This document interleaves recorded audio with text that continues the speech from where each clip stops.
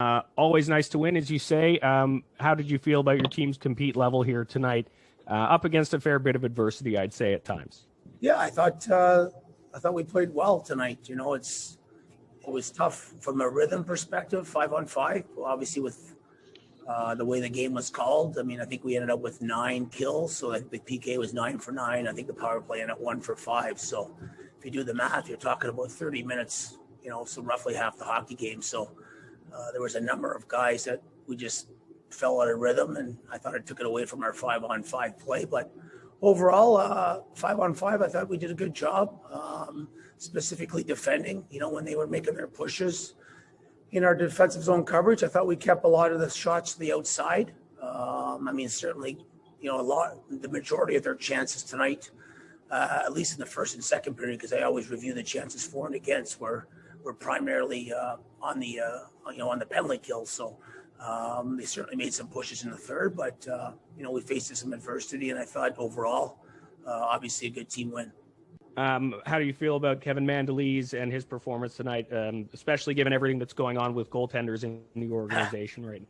Yeah, I thought he was excellent, and obviously you're always concerned with how, your goalie starts come together, I guess. And, he's been on the taxi squad, and he was on the road, and I know he did get to practice with the Sens a little bit more than maybe Decord did on that original trip. But when he doesn't get to practice with your team or to see 5-on-5 play within the practice or even special teams, it's got to be a concern, But I thought, he was great from the start, and it's awesome to see, right? Because, let's face it, it's only his second start in over a year. And it's been a while, even this season now, if you go back to when he played in Montreal against Laval weeks ago when we first got started. So great for him. And, he's certainly got a tremendous amount of upside and potential. And I think that was on display tonight. And I think last one for me is just a thought on the impact a player like Matt Peca can make, just having another guy who's got that kind of experience. Yeah, adding Peca and Brandstrom, both guys are elite players at the AHL level, and to be successful and win championships and make playoff pushes, you need those type of players.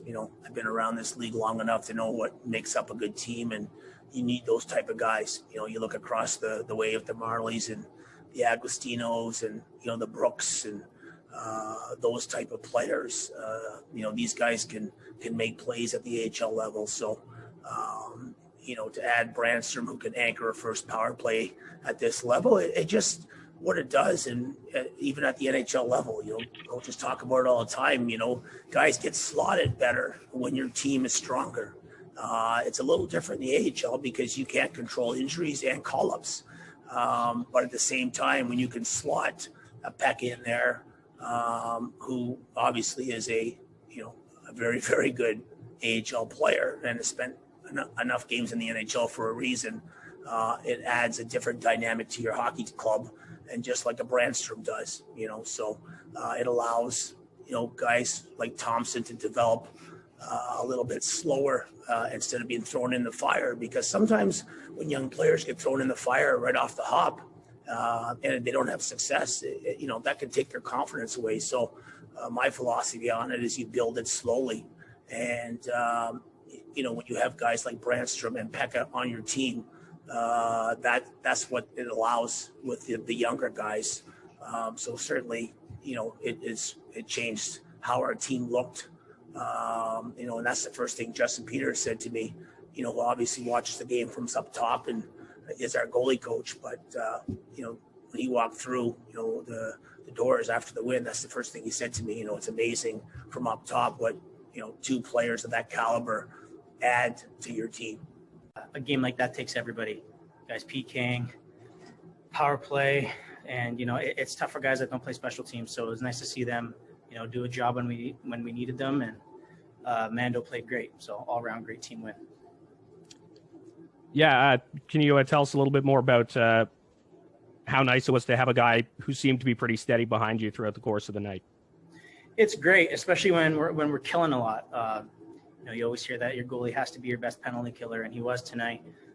He was making a lot of key saves.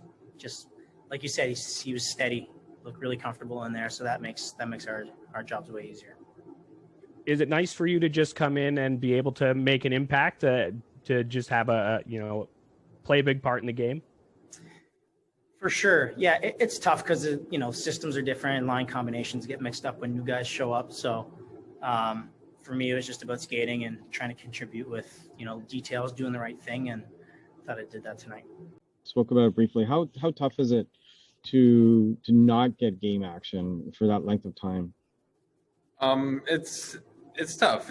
But I was practicing with the taxi squad and did a lot of good practices with the PG on the ice, and did some good workouts just to stay active. And it is what it is. It's a weird year. You got to be prepared for anything. And at that level, once you get the call, you have to be ready. And I was happy that I was able to be ready. So.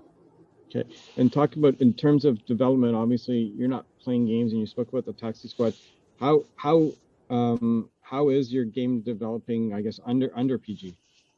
Oh well, yeah. It's PG's making my game really simple, and we worked a lot on some stuff back for the last month, and applied it today, and it made my game so much simpler and easy. And I think that's a bit of a result of today's game. Mm-hmm.